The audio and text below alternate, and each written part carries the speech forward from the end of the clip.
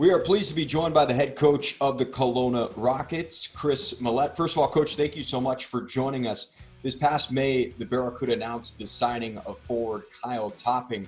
Give us a little bit of a breakdown on what the organization is getting in Topping. Honest, hardworking player, just a guy that likes to go out and play the game the right way. He's a player that wants you as a coach to be very honest with him. He seems to be a guy that will respond to a challenge and has been a cornerstone of the Rockets organization now for 4 years. He described his game when we spoke to him a couple weeks back as 200 foot. He said he was responsible, but he also said he likes the puck on his stick. He likes to create. Do you see those intangibles that he possessed in junior? Do you see those translating to the next level? Yeah, over his time, obviously, he had to learn. Being a skilled player, probably coming out of minor hockey, had to adapt his game. But I think all around, like you said, 200 feet, it would encompass a lot of his game.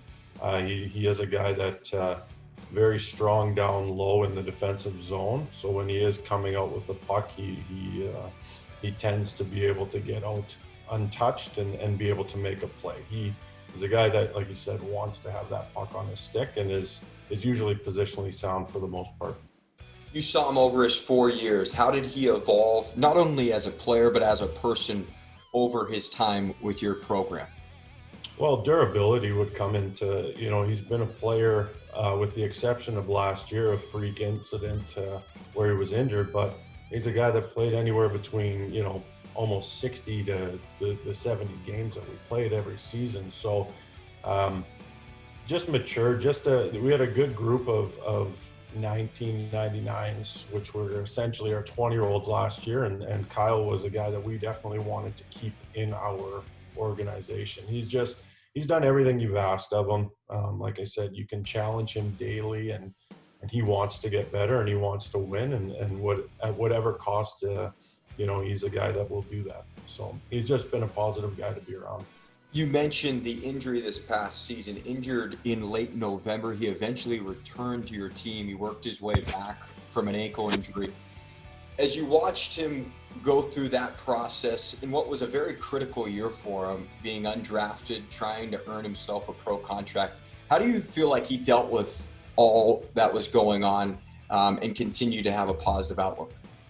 Yeah, no, it's a tough spot, especially as a 20-year-old. There's only 3 available on our team. And so when he went down, we had to make adjustment to bring somebody else in. And it's a credit to Kyle and how hard he worked and how diligent he was in his recovery to come back the way he did. And, us as an organization knew that what he brought to the table and that even though he wasn't 100% healthy when we did have to make our decision on 3 20-year-olds, that he was a guy that whether or not it was going to be late in the season, which it was, or even at the Memorial Cup, if we would have had that opportunity, he was a guy that we wanted on the ice. So he worked very hard. He's still working extremely hard. But that's a credit to him just as a person. He'll do whatever it takes to get it done, and that's what he had to do because it was a nasty injury. If you don't mind diving into that a little bit, you mentioned just 3 20-year-olds. So you guys are in a bit of a predicament with a player that's coming off a major injury. You're trying to make a push towards a Memorial Cup that you were going to host pre-pandemic. As you guys had those discussions, you alluded to it a little bit, but what made Kyle an intriguing player to hold on to, and why did you feel like he was going to be a guy as you went into the Memorial Cup that could really contribute for your group? Well, I think the biggest thing is the familiarity with the organization and the expectation.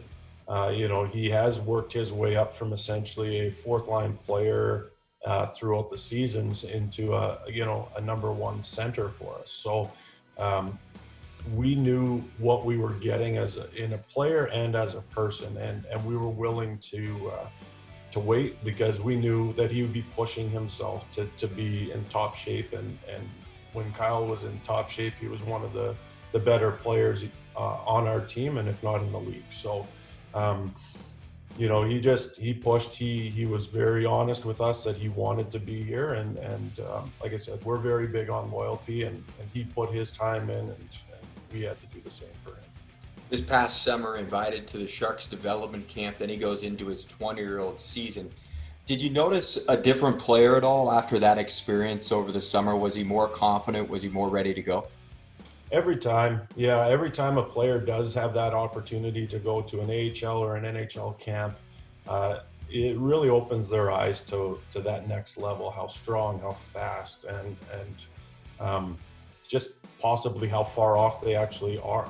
You may think that you're a great player in the Western Hockey League, but to make that jump into the AHL or the NHL it's a huge step. So whenever they're able to have success in those types of environments, it bodes well for the junior team that they get to come back to. At times there is a little bit of, I guess, confidence or cockiness when they do come back.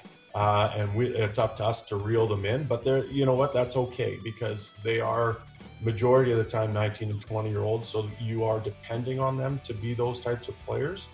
Sometimes you just have to reel them in, but him and he had some really good start, and I think a lot of it was a credit to himself being able to gauge where and how far he was and to push himself that much more. All right, I'll let you sell your program. Why did the experience for Kyle in Kelowna set him up for the next level? I just think we have a rich tradition of players that have been fortunate enough. If you look at our alumni that logged a lot of minutes and a lot of games in the NHL, that do make their homes in Kelowna. So we've got a great alumni that will come in and talk to our players, or if we have to ever reach out and have somebody call a player, we're very fortunate that way to getting them to the next level. Our staff is, myself and Adam Foote, who was here before, Jason Smith, who was here before, we've got Vern Fiddler as an assistant coach. These are all players that have played 15 plus years in the NHL. Like I said, you accompany that with a lot of the alumni that are here in town. Like we've got expectations as an organization, but we also have the resources to allow the players to succeed. And we're very fortunate that way to never really be a team that goes through that rebuild or whatnot. It's always a team that's always competitive, and that's just the nature of that we've always encompassed as an organization. Before I let you go, last season, obviously a unique one. This upcoming season, whatever it gets started, could be the same, but you had a player, again affiliated with the Sharks, and second round draft pick from 2019, Dillon Hamaliuk.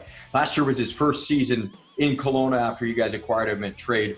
Give us a little bit of a report on him after his first year, and what are his expectations from the organization going into this upcoming year?